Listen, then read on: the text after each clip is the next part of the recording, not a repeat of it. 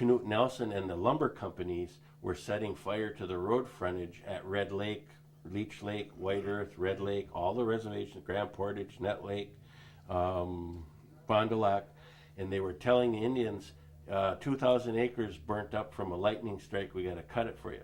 So 90% of our timber was lost under Dead and Down Timber Act fraudulently because of the brush fires being set on the road frontages. And now this is what's happened. It's well documented. The government knows it happened. And the burden of proof is on us as indigenous Native people to prove that the fires were set. And it's almost like taking forensic evidence and going back and proving something that happened 110 years ago. So. Wasn't that why the last Battle of Sugar Point happened? Yes, that, and then there was a big altercation at Round Lake around 1899 also.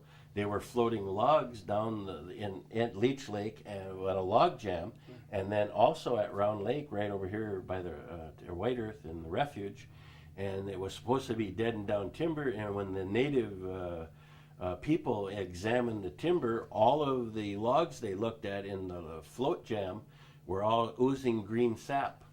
And so that precipitated that altercation at, I think it's called Pine Point, Battle Point. Battle Point, yeah. Yeah, and the same thing happened at Round Lake. Ironically, the same year, or within a year of each other. So the lumber companies were being confronted, and what's sad is that the Department of Justice and the Bureau of Indian Affairs looked the other way when all this was happening, and they knew it was happening. And they were supposedly our helpers. They were our trustee. Under that fiduciary trust system. The trustor is the federal government, the trustee is the BIA, and we are the beneficiary or the equitable beneficiary of this trust system. Sure. So. Hey, remember you were telling me about how Nelson didn't he mess with blood quantum? That was that whole court case and the blood rolls. Indian, you weren't. Well, under federal Indian law, a full-blood Indian is considered mentally incompetent, even to this day. Yeah. So in the old days, if you had an allotment, I was moving the camera.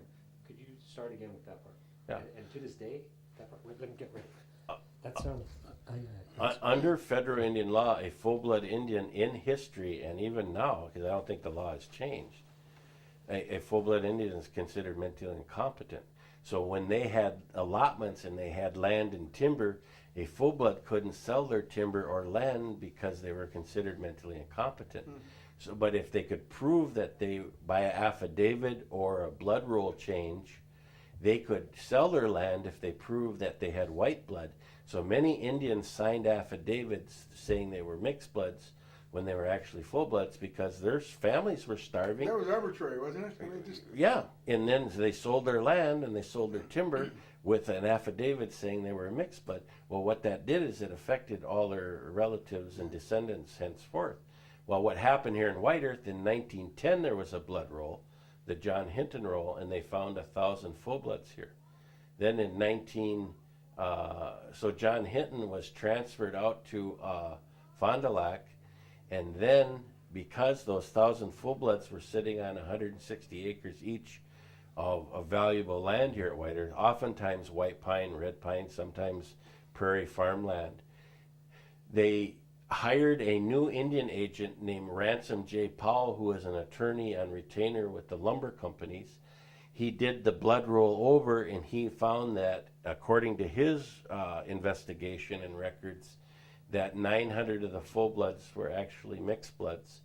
And it went to, that was in 1913, then it went to federal court in 1920, and October 20th of 1920, the Judge Page Morris, a former lumber company crony and attorney, a federal judge now in Fergus Falls, ruled that the official timber and land roll for White Earth shall be the Ransom J. Powell Lumber Company attorney blood roll, and for the sake of timber and land, and that for the sake of enrollment, the blood roll shall be the John Hinton roll.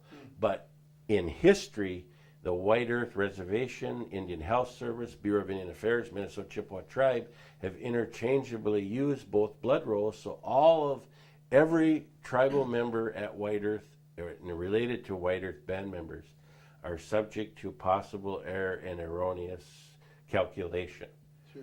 So, and as a result of this, well, then they brought in Dr. Albert Jenks from the University of Minnesota and Dr. Ailes Herdlicka from the Smithsonian in Washington.